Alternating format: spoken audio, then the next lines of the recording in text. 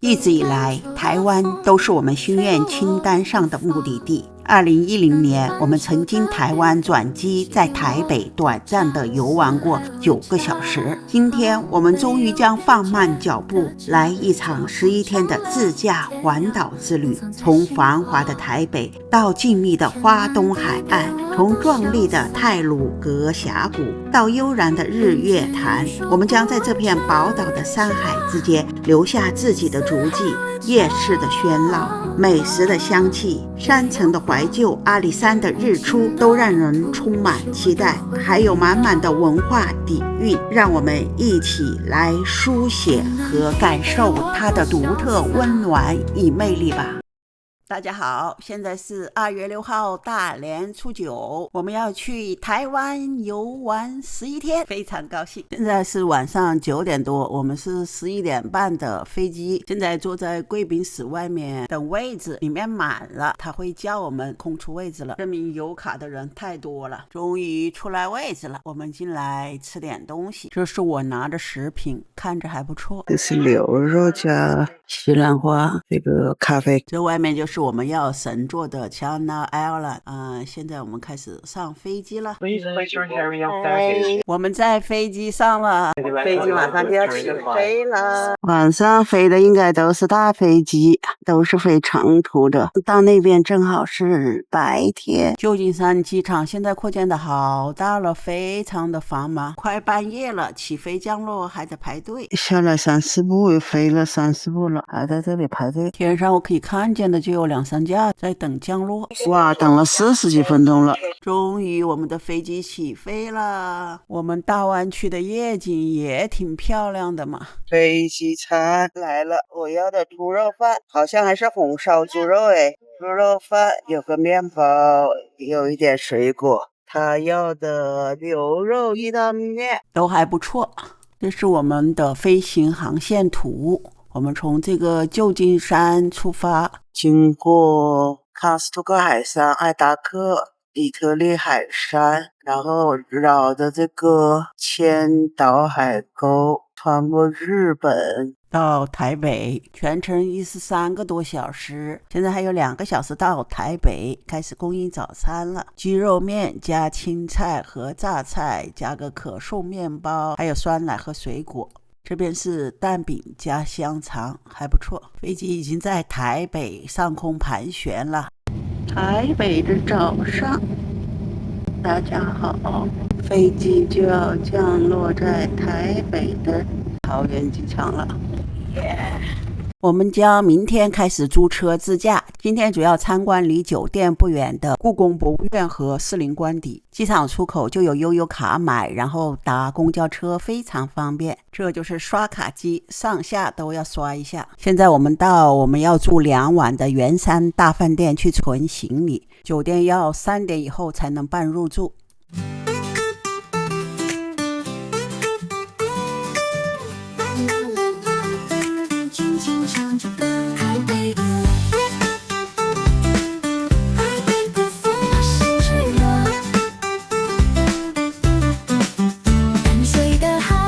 到处也是在基建的，基建的地方挺多的。心跳的鼓点，夜市的香味，转角再找回，每一步走来都写满惊喜的对白。你好台北，嘿嘿嘿，你好台北，笑容比阳光更灿烂明媚。你好台北，嘿嘿嘿，你好台北，像旅行地图上跳动的音符一页。你好台北，嘿嘿，你好台北。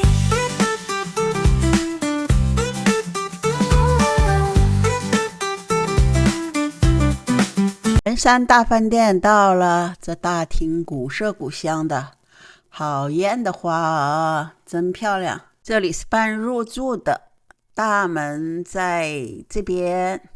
山饭店外观以鲜艳的红柱和金瓦为标志，带有浓烈的宫廷式风格，融合传统东方式美学与皇宫气派。这座楼高14层，高达87米，是全球最高的中国古典风格建筑之一，也曾是台湾最高建筑。1968年被 Fortune 评为世界10大饭店之一，接待过无数的政界要人它是传统与现代融合的文化地标。这里有个秦代的图。现在是早上8点，要3点才能办入住，我们将在这住2天，免费接驳车候车处。晚上到士林夜市到几点了？往士林夜市用手机拍一下。现在我们来到了国立故宫博物院，周一休院，还好今天是星期五，天下为公。我们现在准备进故宫博物院了。故宫博物院，故宫精选电子票，电子售票机，电子售票机，其他等下国籍外国人普通券，外国人2个人350台币1个人，前往结账点一下好，不错，方便简单。边上就是展厅入口。好，我们进来了，然后1楼展厅，这个是佛像，慈悲与智慧宗教雕塑艺术，这是101慈悲与智慧厅，西家那个15世纪的南天王立像，清通明朝的1368年到1644年的。它那个头顶上面还有佛还有一个小佛，好精致很精致。这个旁边有莲花了，对，右边这个佛像很精致的。这佛好，它下面细节有好多东西。是啊，然后大理国的那时候的大理国天龙八部叫什么玉啊？段誉。你看他那个手上段誉就是大理国的，小的也很精致的这个。他手上拿了个像小火炬还是小佛尘呢？松子观音。这些佛都是青铜的是吧？青铜鎏金佛塔，这个是青铜鎏金释迦牟尼坐像百位的舍利塔。百位太和元年，它是青铜铂金观音菩萨立像，这是唐朝的观音。真宗4年了，明末清初的多少层了？1、2、3、4、5、6、7、8、9、10、11、12、13、14、15，甚至7级浮屠，这也10几级了了。15层佛塔，15层，这也是明朝，是明朝的。好大一个佛，青铜鎏金坐佛3尊像，以1368年到1644年，103图书文献特展室。那时候的城门都是清代台湾的城市，这个字写的好，这都是手写的，四库传书，这个比电脑打印的好到哪里去了？这些像很尖的那种笔写的。这里说老实话，大卫整怀啊，皇室居实奏啊，丝毫不可粉饰。这里还有四库全书奏折，真的是这个字真的写的是非常感慨，他们的这些上奏折的人字写的真的好，确实有文化，就像刻的一样的。高级的机关打印机都搞不出这么漂亮的字，打印机都打不出这么漂亮的字。这是刻出来的书，这个城墙，然后改造，这个写瓦上面早的时候就少了字，上面也写了城瓦，做城墙的瓦。昼谢恩赏鹿肉，赏份鹿肉写这么多字，皇帝赏了东西。入关前，鹿肉是女真的重要肉食之一，鹿尾巴更是八旗贵族的日常用品。入关之后，清朝不仅将鹿肉用于祭祀，逢年过节，皇帝作为赏赐之物也要昼谢恩吃鹿肉康熙在1707年赐给皇室子雍正，康熙帝后一代皇帝将圆明园作为夏季避暑，所以圆明园是康熙赐给雍正的。这个夏天就戴的帽子的怎么制作的，还有多少东西在上面，都是有讲究的。清朝官服有冬夏之别，礼服不同，3月、9月到初5、初10，凉快了，竹丝、藤丝。帽顶上用红色的阴穗坠饰的夏朝冠。清朝的象牙扇，他是把那个象牙撇成一丝一丝的嘛，然后编成这个样子嘛，中间那个肯定是象牙了，那个雕的花，千古花卉象牙，牙席上的是席子的，是竹子的，可能不是。皇帝亲跟皇后亲啥了？亲惠啊，亲男耕女织了，这些人记录这个诗的画了。哇，这些很鲜艳的胡子。这个画画的好的，这边是种树，你看。我是说这颜色好漂亮。是啊，这个花这个颜色这么讲的这么漂亮。这里有一个题彩耕作图办四盒，这个就是这个盒子，雕工非常的细。他说这个右半是挑彩漆盒，盖面刻画耕作图，农夫双手握着鹿肘，以前方回望的水流一同整平水田。两个如意，一个是欲望寿无疆如意，还有一个是金圣寿无疆如意。6斤不是真金，真金拍的这么大，那怎么不行呢？真金。还有万寿无疆丸，恰似珐琅大香炉，这也是景泰蓝的了，这么大。24节气，中间的立夏，然后这里前面是立春，然后立夏，然后这里立秋，凉风至，然后是立冬，水湿冰。现在我们上2楼，2楼分2边，左边6个展示是书画，右边有4个展示是陶瓷、毛公鼎。这是很有名的这山了，这中馆正鼎是吧？新石器时代、古代，这就是汉代的了，这个就很什么早东西？汉朝的，公元206年，叫做这个陶瓷砂的这个楼阁了。西汉的彩绘陶壶，这个是西汉的黑陶加彩神兽壶，这个是西汉的黑陶简式壶。那是用指甲写的好，那2000多年前这个就这个壶字刻上去的差不多。这个是东汉的，是啊，公元前的是公元前200年的。这是西汉比秦的还晚一点嘛。这边是蓝釉，灰陶加彩蓝釉，那边也是灰陶加彩铝釉。这是东汉的褐釉陶犬，玉泽俑、骑士俑、武士俑，就是放到墓里面陪葬的东西。文官、武官，北齐的207陶瓷、陶器、瓷器，早期青瓷，没上釉的这种。春秋战国时期嘞。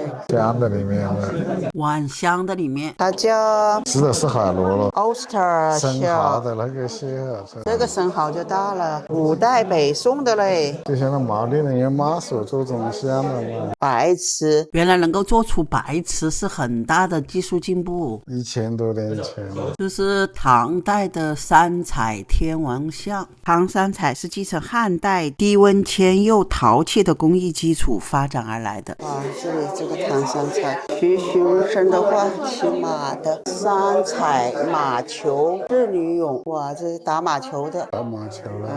还有三彩双鱼。这个唐朝不错嘛，女的还可以打马球。对啊，唐朝是比较开放的吧。还有5代宋朝的褐釉肉壶，这是唐朝的灰陶加彩四立俑。北方是定窑，南方是景德镇窑，这窑就更加精致了。然后白色瓷嘛，上面印了花嘛，是比那个盘子好精致叫了。青白瓷了吗？这个好精致了，这个是对白瓷婴儿枕，11世纪后12世纪早期北宋至今的。反正也不怕颈根疼，也不怕脑壳痛，睡的这个凉快了，这个枕头。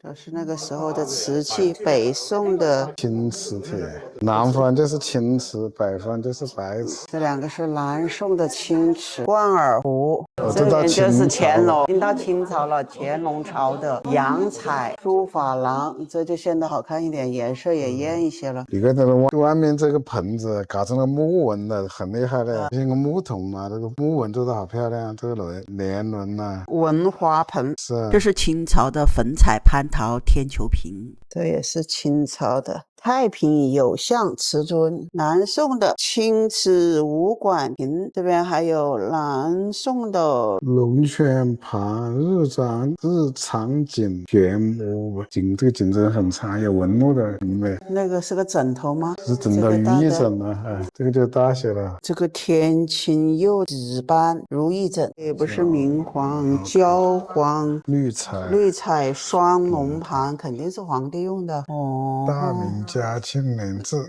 大明嘉庆年啊，这里是明朝晚期的官窑，这些碗花了龙的，全是龙碗，焦黄、绿彩、双龙，那全个玩意就花了龙，打烂了，那么小一个地，全是给皇帝鞋用的。都打烂了。这个大青碗，青花花纹，这个是插花用的。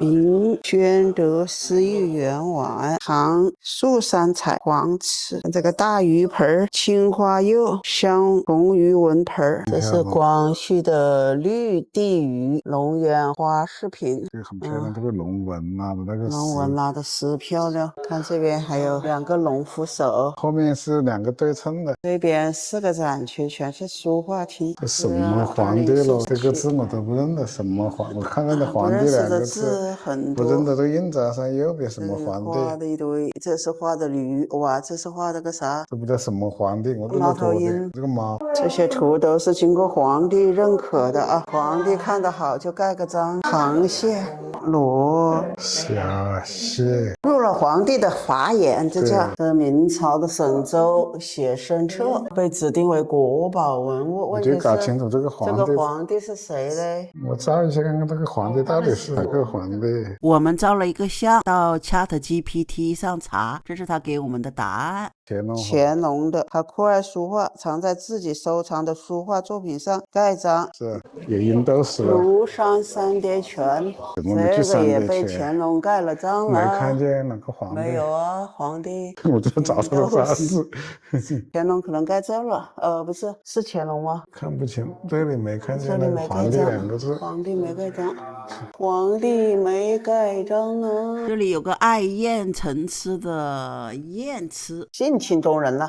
宋朝的苏轼，各种各样的磨墨的砚台，磨墨的，各种各样不同形状的爱好收集的人呢，对这个东西沉痴痴迷，有的确实还是漂亮。这个装水的这个好漂亮，那个东西像个小条根，像个水装水的了。玛瑙荷叶水鱼，是这个好精致的，装水的就是磨墨的水，这是玛瑙雕的了。拼的像玉木盒、金木匣。这边是明朝的龙泉窑青瓷瑞兽插瓶，这你一看它就没那么多金字嘛，就是一个槽样的放笔的这个嘛，就是宋朝的辽的了，这个1000多年前的了。宋至元呢，汉朝的石雕辟邪山竹石砚，辟邪的嘞。咱们有麒麟啊，有3个角。这明朝的这个彩釉蟾蜍，汉朝的李清照用过的，吕清照用的龟格砚。那里还有个玉兔嘞。302就是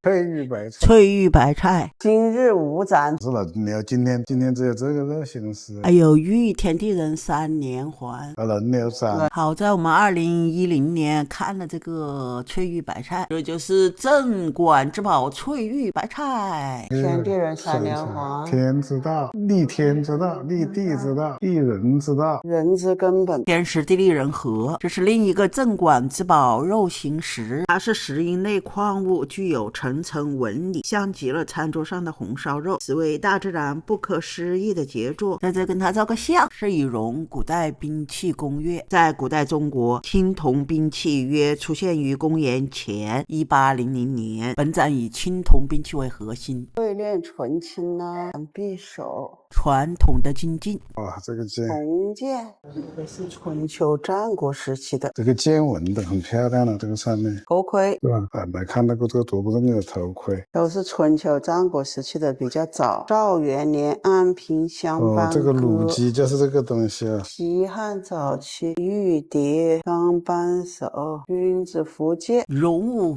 之歌为武啊。战国中晚期铜锋，这是3晚期到西周的玉革，玉做的武器都是跟那个斧头差不多。石器工具。西周时期的射炉是周王以贵族的射箭学校里用的。公元前2900年的玉钟5000年了，这个刀子玉刀。这公元前4000年的啊，耳朵上面的公元前，哇塞塞，也是你们那磨成这个样子，打磨。这边还漂亮，公元3000年前，这玉器，公元前2200年，这个象形文化的，这公元前也是3000年了。一点都漂亮了，这个勾云形佩。是啊，这个漂亮。勾云形佩。公元3500年就雕出这么漂亮的东西了，不可想象。这些就比较晚了，公元前700-800年了，就是3000年前了，也比较呢，这雕了鸡啊那些东西出来了。你看这个呢，玉蝶是公元前2-3千年，3000多了。夏商的玉礼器了，这是。对啊，这个玉璧确实漂亮。法律无边的玉璧。战国到西汉。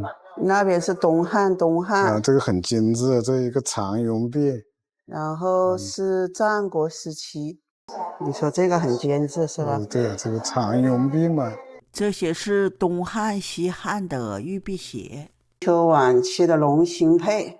玉龙佩，战国中期的。战国晚期的龙纹玉麒麟玉龙形佩。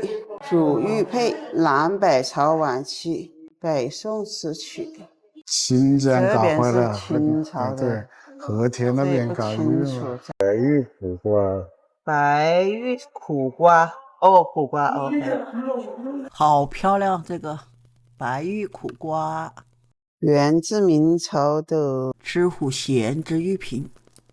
清中晚期的翠玉松鹤插瓶。翠玉松鹤三子。清代的翠玉龙纹镯。汉的崇山群兽纹壶。还有西汉早期的蒜头壶。这个短剑也好漂亮的，后面那个纹路。你看战国的这个短剑就这么漂亮，后面雕花很漂亮，镂空的。剑柄那里捞的。是。这个龙鼎是战国中期的，这是个石器，装吃的东西啊。这把剑好漂亮哦。这个短剑也好漂亮的，后面那个纹路。商末周初的兽面文管琼月，很早了，上面那前面后都有玉吧？是喝酒的。喝酒不？都是喝酒装酒器嘛，这从英文看的咯。我从英文猜的是这是酒器，装酒的。装酒的。水壶一样的。这里面好多文字，350个字。这个盘子里面有散盘。这是西周晚期著名的毛公鼎，也是著名的国宝。它的重要性在于鼎内有长达500字的铭文，为举世所见青铜器中字数最多的，并且内容反映了西周的历史。让我们好好的来欣赏一下它这里面刻的字。战国早期鸟纹扁壶。好漂亮，这个装水的壶。对啊，战国中期。你看这个纹路好漂亮，都是鸟纹嘛。这都是喝酒的器皿。第一个是春秋晚期的徐王玉杵端，第二个是战国早期的辽首寿尊，第三个是战国的鹰首带刘碑。这边是镜子，铜镜。战国时期的文镜。镜子的背面。编钟。八编钟呢？纸范编钟。公元前6到7世纪。OK。这个馆藏大约有70万件文物，种类齐全，保存完整，非常值得前来参观。我们现在从博物馆出来，准备到士林官邸去。走路要45分钟，我们决定走过去，非常享受这种轻松走路的感觉，感受台湾的走路。而且士林官邸开门时间是1点半，我们是1点25，现在1点25走过去，刚好开门不久，很好。消防局消防急救打119。我们现在经过一个大学，叫东吴大学，往前走，这里有个村民食堂，好像是吃早茶的形式。我们进去吃一点东西，午餐到2点就没有了，供应至1点45，现在几点？假日了，现在是假的，问他进去问他一下。到3点。自助餐的形式1496一个人。刚做视频才发现门口贴的是节假日760加10%，不知道怎么回事。这里东西还是挺多的啊，随便拿了一点，有广式的，有这些茶坨啊、凤爪啊，还有一些烧鸡，那边还有很多什么冰淇淋之类的，味道不错。士林官邸到了，这有大风车，还有鞋子。荷兰的这个木鞋都来了，荷兰的木鞋，主题就这个荷兰郁金香了。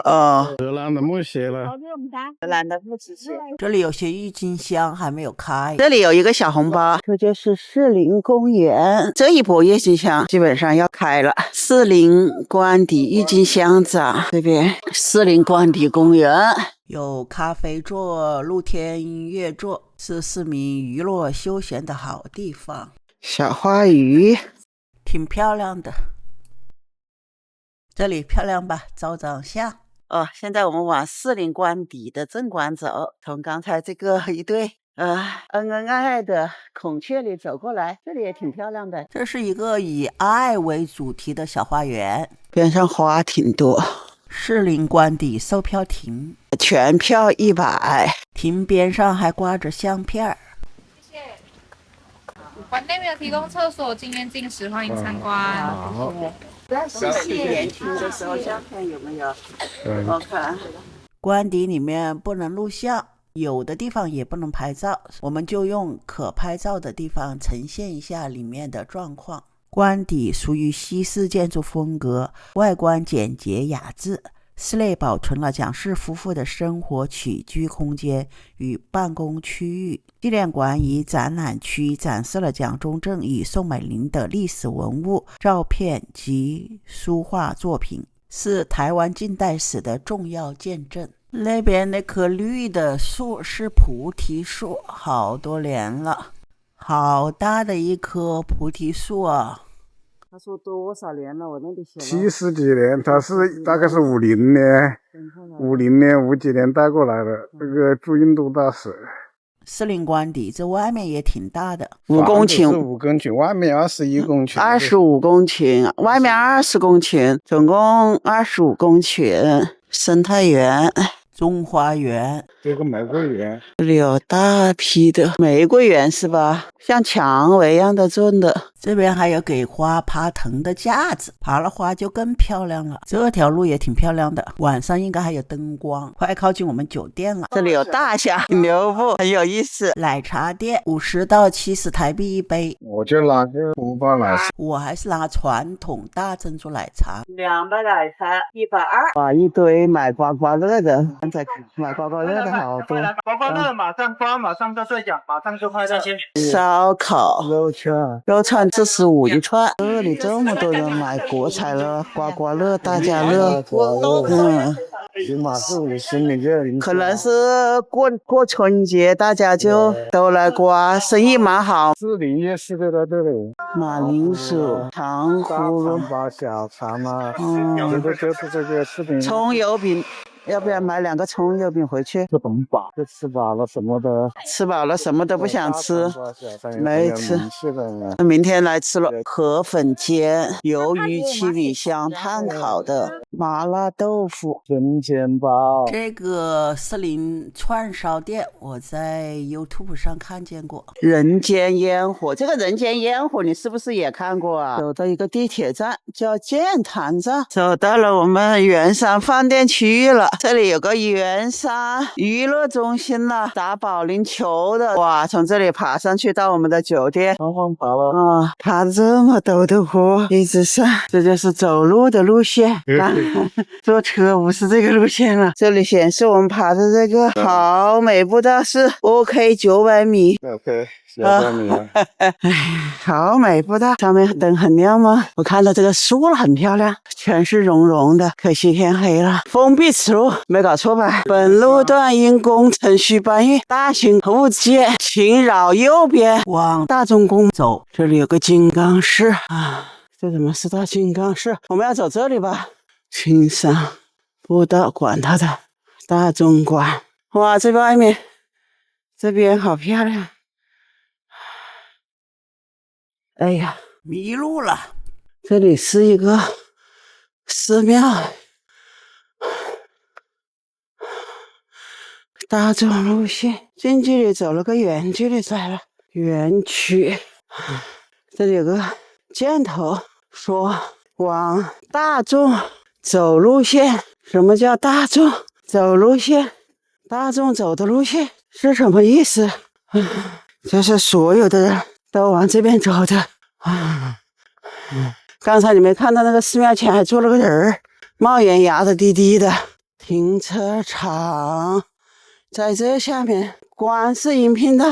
你是要到停车场？停车场在这下面啊。这是观音山观景平台，你往上面走，青山步道。唉，爬高了。找一找我们的大饭店，转来转去转到了什么药师寺、市区观景平台了，圆山饭店，这都是观景平台，是吧？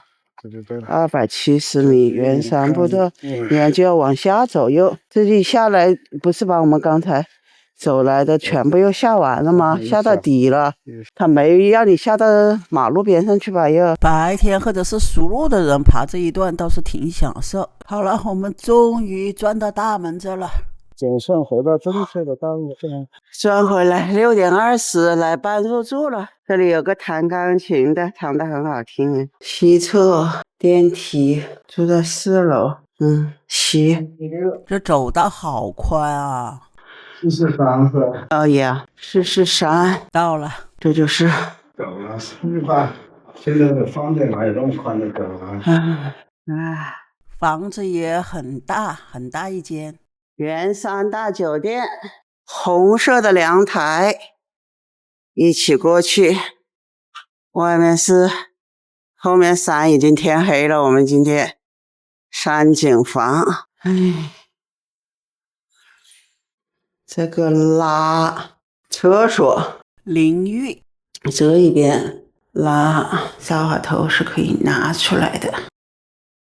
这里还是有个保险柜，进门的地方。这个扶手还是有点古色古香了，有2瓶矿泉水，非常不错。谢谢观看，下集见。